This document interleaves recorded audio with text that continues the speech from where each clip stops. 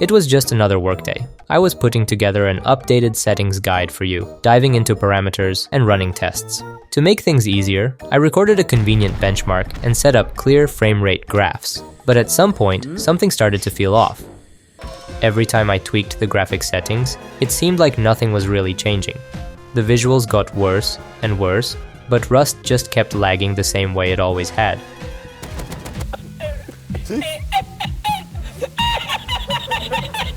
Which was weird, because just 2 years ago, I built a brand new PC with a modern processor and a powerful GPU. Even Rust's own official CPU tier list put my processor in the top 10, just a few frames shy of the flagship chip. And yet, even on the lowest settings, Rust had no problem completely wrecking it. When I shared my test results with a friend, he sent me this video.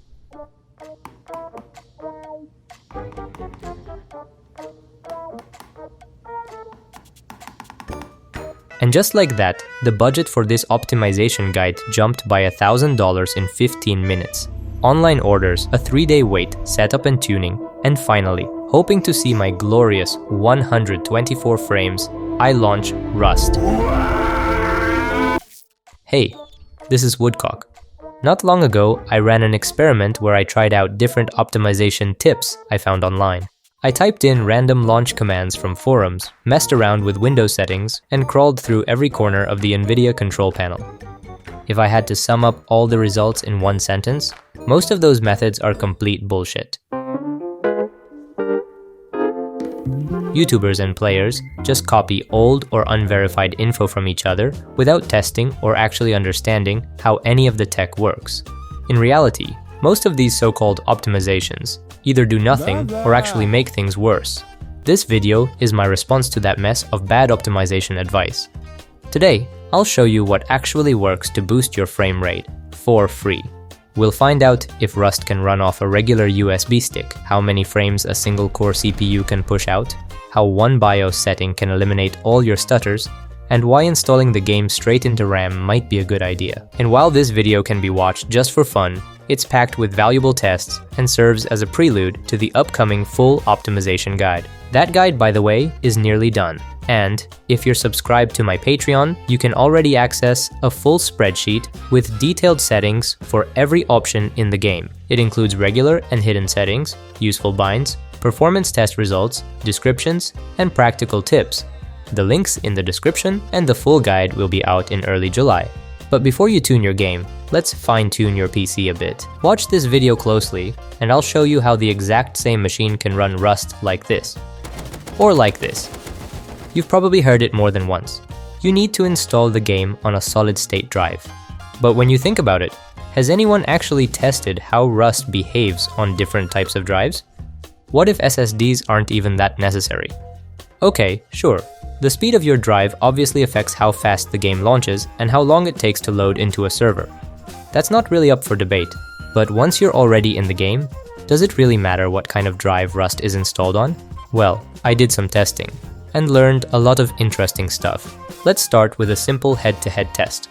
I've got this high-end Samsung solid-state drive and this no less expensive Western digital hard drive.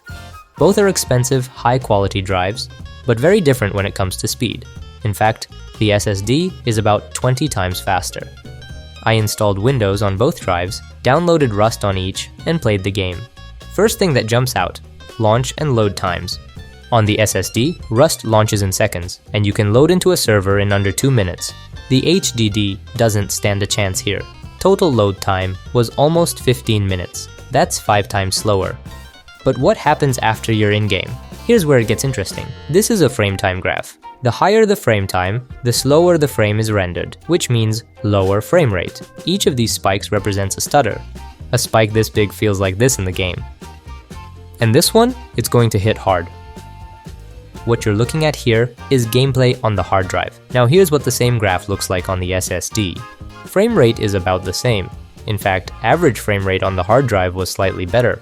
But the game stutters constantly, and those stutters will happen no matter how powerful your system is.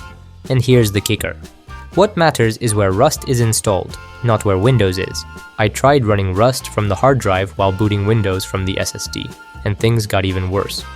At one point, the game just went completely off the rails, stuttering like crazy. Some of those freezes lasted over half a second. And yes, that even dragged down the average frame rate. So yeah, even if you've got an old laptop, installing Rust on an SSD will massively improve how smooth the game feels. But what if you can't install an SSD inside your laptop or PC? What if you tried running Rust off something like this, an external disk that looks like a flash drive? Here's the catch. A typical hard drive reads at about 200 megabytes per second. SSDs can go up to 1,000, 5,000 megabytes per second or more. But a standard USB 2.0 port, you know, the old school one, can only handle around 30 to 40 megabytes per second.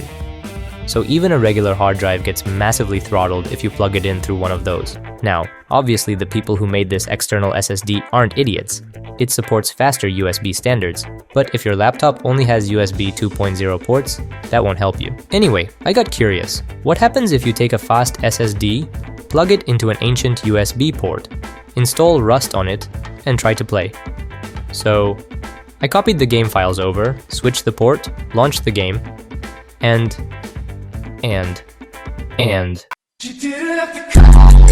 After a long 15 minutes, the game menu finally decided to show up.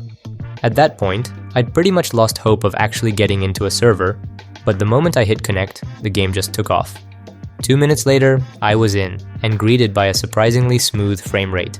I ran a test, and sure enough, the results confirmed it. The game ran exactly like it does on a regular SSD.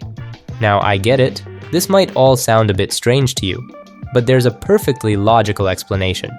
When you first launch the game or start loading assets, your PC has to rapidly read tons of files and dump them into RAM and VRAM. That's when raw read speed matters most. But once you're actually in the game, assets are loaded in small portions over time. So what matters now isn't how much data your drive can read per second, but how quickly it can find those tiny files and serve them up. And the only type of storage that's really bad at that is the good old-fashioned hard drive. So what does that mean?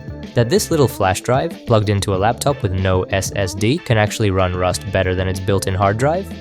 Yes. As dumb as it might sound, that's exactly right. Sure, the game will take longer to launch, but stutters will be significantly reduced. And if your laptop has a decent USB port, launch times won't even be a problem. So now you're probably thinking, wait, are you saying anyone can just buy a random 64GB flash drive, install Rust on it, and hop into a server without stuttering? To answer that, I asked an AI to generate a comparison table of different storage devices. What stood out was that flash drives tend to fall somewhere between SSDs and HDDs in terms of access time. And in random read speeds, they're more or less on par with HDDs. Curiosity got the better of me, so I went to the store and grabbed the fastest USB drive I could find. What I ended up with was this Kingston flash drive, rated for speeds up to 220 megabytes per second, slightly faster than your average HDD. Now, I didn't want to just copy Rust over directly. I wasn't confident in the results that would give me. So instead, I decided to do it the hard way. Download it fresh through Steam. And it was a big mistake. The whole download process took over 5 hours. But what happened next even surprised me. Not only did the game and server loading times match what I'd get from a $150 SSD, but the in-game performance was nearly identical too.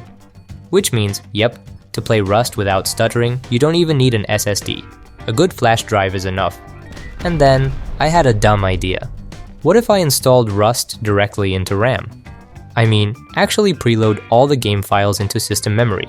In theory, that should eliminate stutters almost entirely, and server load times would be insane. Just think about it. Loading Rust from an HDD takes about 3.5 minutes. A fast SSD, around 10 seconds.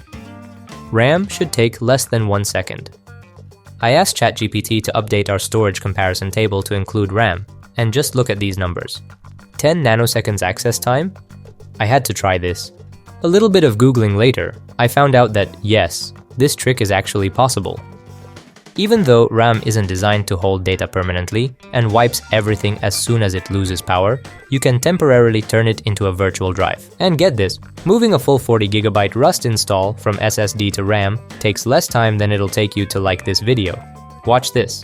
Transfer started, and too late. Already done. Alright, enough teasing. Let's launch the game.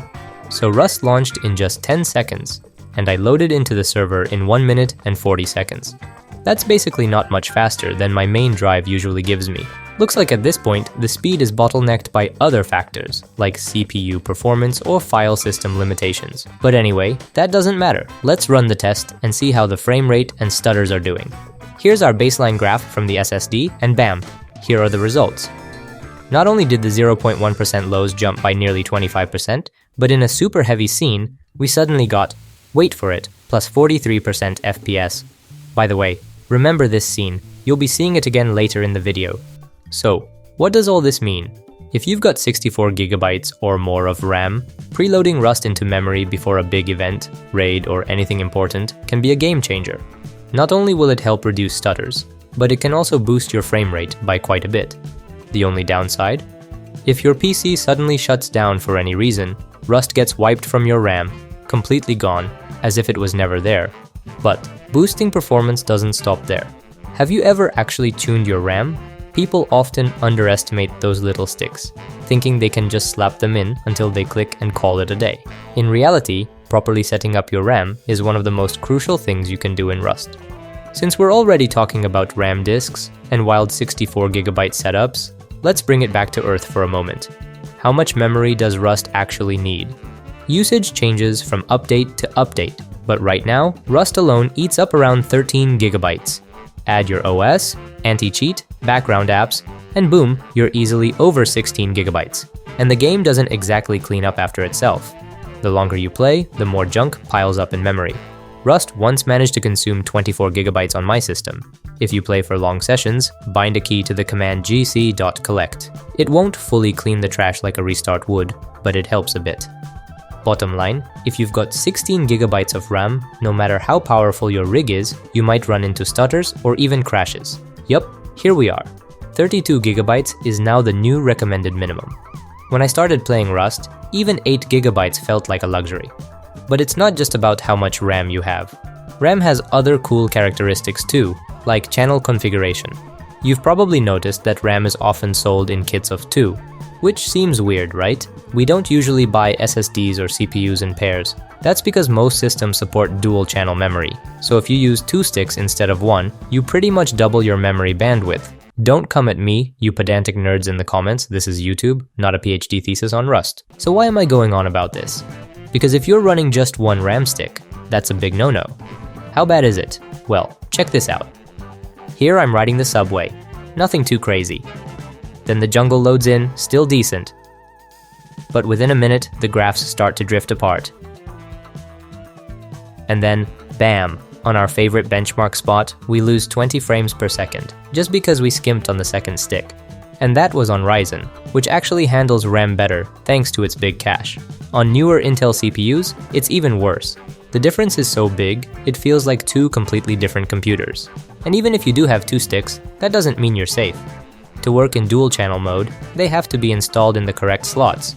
These slots are usually labeled, and the correct layout is always shown in your motherboard manual. Most of the time, it's slots 2 and 4 if you're counting away from the CPU. Stick them in wrong, and you're basically running single channel again. But even if you've done all that, it's still not enough. Did you know that after buying proper RAM, you still need to configure it? For some reason, RAM is the only PC component that runs in a low performance mode by default. And to enable full speed, you have to dive into the BIOS.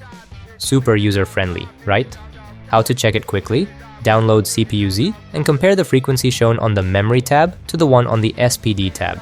If the Memory tab shows a lower value, congrats, you need to visit your BIOS.